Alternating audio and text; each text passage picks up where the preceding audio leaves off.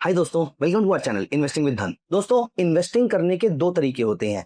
एक, कभी कुछ आपके मन में आया और आपको ये स्टॉक बढ़िया लग रहा है तो आपने इन्वेस्टमेंट कर ली, और दूसरा, आप अपने रूल्स के बेसिस पे इन्वेस्टमेंट करते हैं। दोस्तों, इन्वेस्टमेंट करने की ये दो फिलॉसफीज दुनिया भर में सबसे ज्यादा फेमस है, और इन दोनों फिलॉसफीज को बोला जाता है डिस्क्रिशनरी इन्वेस्टिंग और systematic investing. Before I even start this video, इस बेसिक डेफिनेशन में बताइए कि आप कौन से टाइप के इन्वेस्टर हैं। क्या आप डिस्क्रिशनरी इन्वेस्टर हैं या फिर आप सिस्टमैटिक इन्वेस्टर हैं? मैं इस वीडियो में आपके साथ डिस्कस करने वाला हूं कि कौन से टाइप के पार्टिसिपेंट को इनमें से कौन सा इन्वेस्टमेंट स्टाइल ज्यादा सूट करेगा, और दोनों के प्रोज एंड कॉन्स क्या हो सकते हैं। तो आइए चलते हैं वीडियो के अंदर, डिटेल में डिस्कस करते हैं कि डिस्क्रिशनरी और सिस्टमैटिक इन्वेस्टमेंट क्या होती है, कैसे डिफरेंट होती है, हमारे लिए कौन सी अच्छी है, और क्या इन दोनों में डिफरेंसेस होते हैं, और हम अपने लिए कैसे इनमें से बेहतरीन तरीके की फिलॉसफी चूज कर सकते हैं जो हमारी रिस्क एपेटाइट को और हमारी इन्वेस्टमेंट की साइकोलॉजी को सूट भी करे। तो दोस्तों, चलते हैं वीडियो में। वीडियो के एंड में मैं पूरी वीडियो में डिस्कस किए हुए कॉन्सेप्ट को लेकर एक क्वेश्चन पूछूंगा, जिसका आंसर अगर आप सही देंगे तो आपके कमेंट को हम यहां पर पिन कर देंगे। तो प्लीज मेक श्योर कि आप इस वीडियो को बहुत ध्यान से देखिएगा। ये वीडियो का टॉपिक बहुत ज्यादा इंपॉर्टेंट है अगर आप इन्वेस्टमेंट करते हैं या फिर आप इन्वेस्टमेंट करने के बारे में सोच रहे हैं। तो दोस्तों, सबसे पहले डिस्कस करेंगे क्या होती है डिस्क्रिशनरी इन्वेस्टमेंट और सिस्टमैटिक इन्वेस्टमेंट। देखिए, आपके पास कुछ पैसे कहीं से आए, फॉर एग्जांपल आप कंस्ट्रक्शन का बिजनेस करते हैं और आपके पास एक 5 लाख की पेमेंट आई। अब आप ये सोच रहे हैं कि मैं इस पैसे को कहां पर इन्वेस्ट करूं, तो इससे पहले के पैसे खर्च हो जाए, आपने इसमें से 1 या 2 लाख रुपए का गोल्ड परचेज कर लिया, 1-2 लाख रुपए की एफडी करा ली, और उसके अलावा 1-2 लाख रुपए के या 1 लाख रुपए के आसपास के आपने कोई भी शेयर्स परचेज कर लिए जो आपको अच्छे लगते हैं। फॉर एग्जांपल, आपके फ्रेंड ने, आपके रिलेटिव ने, आपके कजन ने, किसी ने भी आपको रिकमेंड किया कि यहां पर ये पर्टिकुलर शेयर बहुत अच्छा लग रहा है, और या फिर इंडिया में हाइपोथेटिकली सीडीएमओ का सेक्टर बहुत अच्छा है, तो इससे रिलेटेड जितने भी स्टॉक्स हैं आप उसमें एक्यूमुलेशन कर सकते हैं। फॉर एग्जांपल, आने वाले सालों के अंदर ईवी का थीम बहुत चमक सकता है, तो आपने ईवी के स्टॉक्स परचेज कर लिए। इंडिया में केबल्स का बिजनेस बहुत अच्छा चल रहा है, तो केबल्स के लिए आपने कोई 2 या 3 स्टॉक परचेज कर लिए। दोस्तों, इस तरीके से की गई इन्वेस्टमेंट जहां पर आपको यह लग रहा है कि ऐसा हो सकता है, इसके बेसिस पे आप जो इन्वेस्टमेंट कर रहे हैं, it is called discretionary investment.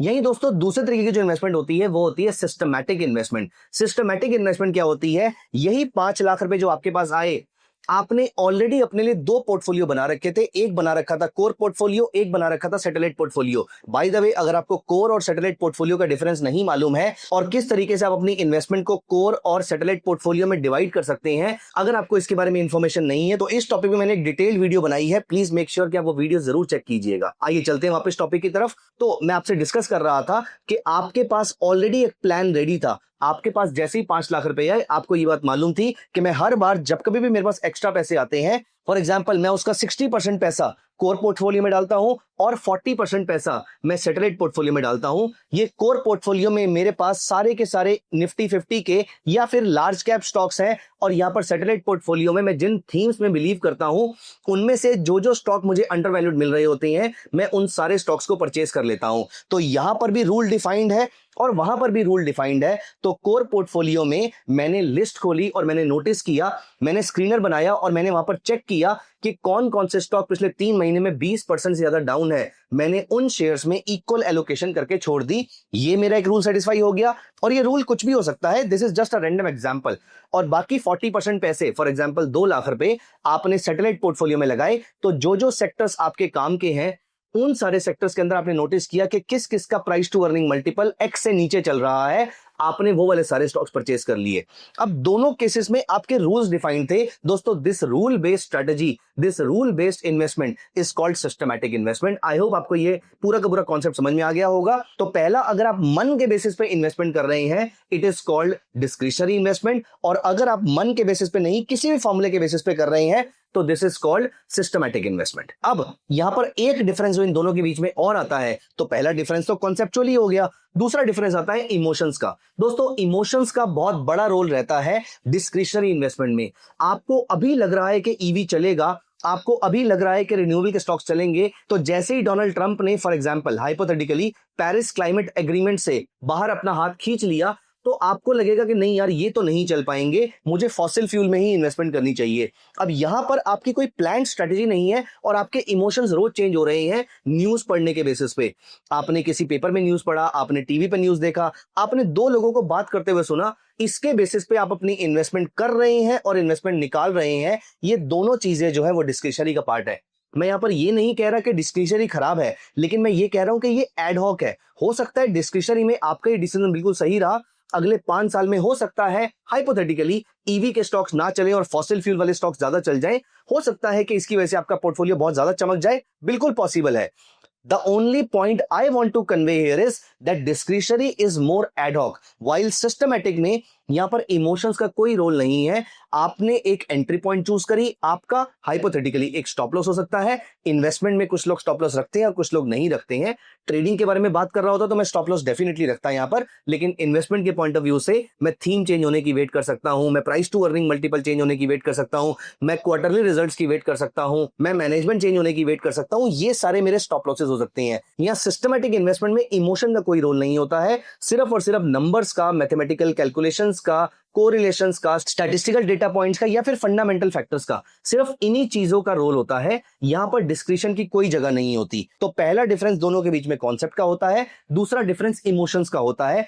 Discretionary investment is more inclined towards emotion, while systematic investment has no inclination, nothing to take care about the emotions. दोस्तों यहां पर एक चीज जो डिस्क्रिशन के फेवर में जाती है वो जाती है एडेप्टेबिलिटी। आप पिछले वाले एग्जांपल को ही देखिए, यहां पर आपने अपनी स्ट्रेटजी को एडेप्ट कर लिया था कि अगर ईवी आने वाले कुछ सालों के अंदर नहीं चलने वाले हैं, रिन्यूएबल का थीम आने वाले सालों में नहीं चलने वाला है, आपके पोर्टफोलियो ने उससे एडेप्ट कर लिया था। वाइल एडेप्टेबिलिटी बहुत ही लो होती है सिस्टमैटिक इन्वेस्टमेंट के अंदर, यहां पर आपका सिस्टम प्रॉपर रूल बेस्ड होता है। जैसे आज मैं जिस दिन ये वीडियो बना रहा हूं उस दिन टैरिफ को लेकर बहुत सारी न्यूज मार्केट में आ रही हैं, लेकिन एज अ सिस्टमैटिक ट्रेडर मैं उन न्यूज के बारे में ज्यादा नहीं सोच रहा हूं, क्योंकि मेरे रूल्स डिफाइंड है कि जब कभी भी कोई स्टॉक इस प्राइस टू अर्निंग मल्टीपल पे आएगा, ये सेल्स ग्रोथ फॉलो करता होगा and so on and so fourth, इसके बेसिस पे मुझे अपनी इन्वेस्टमेंट करनी है।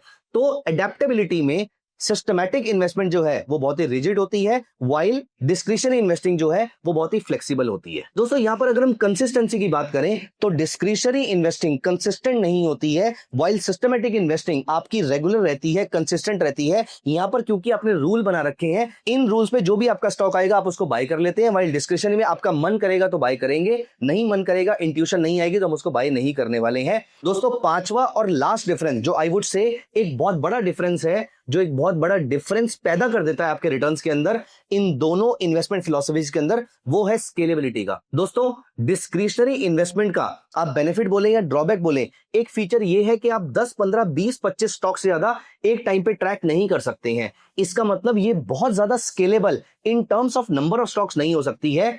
वाइल अगर आप सिस्टमैटिक इन्वेस्टमेंट कर रहे हैं तो you can screen more than 500, even more than 5000 stocks at any point in time. Let me show you something interesting here. मैंने यहां पर आपके सामने धन का स्कैनिंग कंसोल ओपन किया है।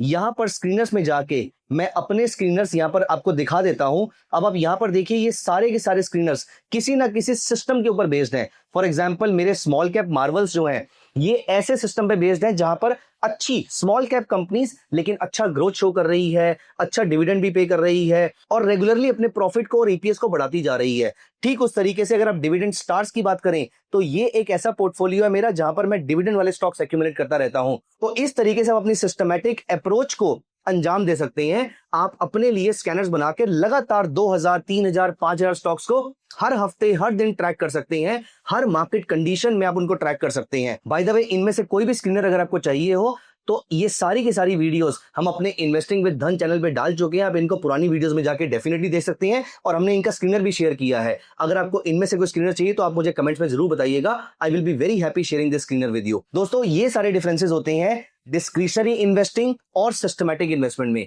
अब आप मुझे बताइए कि आप इनमें से कौन से इन्वेस्टर हैं, और मेरा आपसे क्वेश्चन ये है कि मैंने 5 पैरामीटर कौन कौन से डिस्कस किए हैं डिस्क्रिशनरी और सिस्टमैटिक इन्वेस्टमेंट के अंदर। उन 5 में से कोई भी 3 पैरामीटर आप कमेंट्स में लिखिएगा। जिनके आंसर सही होंगे हम उनके कमेंट्स को पिन कर देंगे। Thank you so much guys, मिलते हैं अगली वीडियो में। अगर आपको इस वीडियो को लेकर कोई भी डाउट है, कोई भी क्वेश्चन है तो प्लीज कमेंट में बताइएगा। I will be very happy answering all those questions. Thank you so much, bye bye, take care. Investments in the securities market are subject to market risk. Read all the related documents carefully before investing.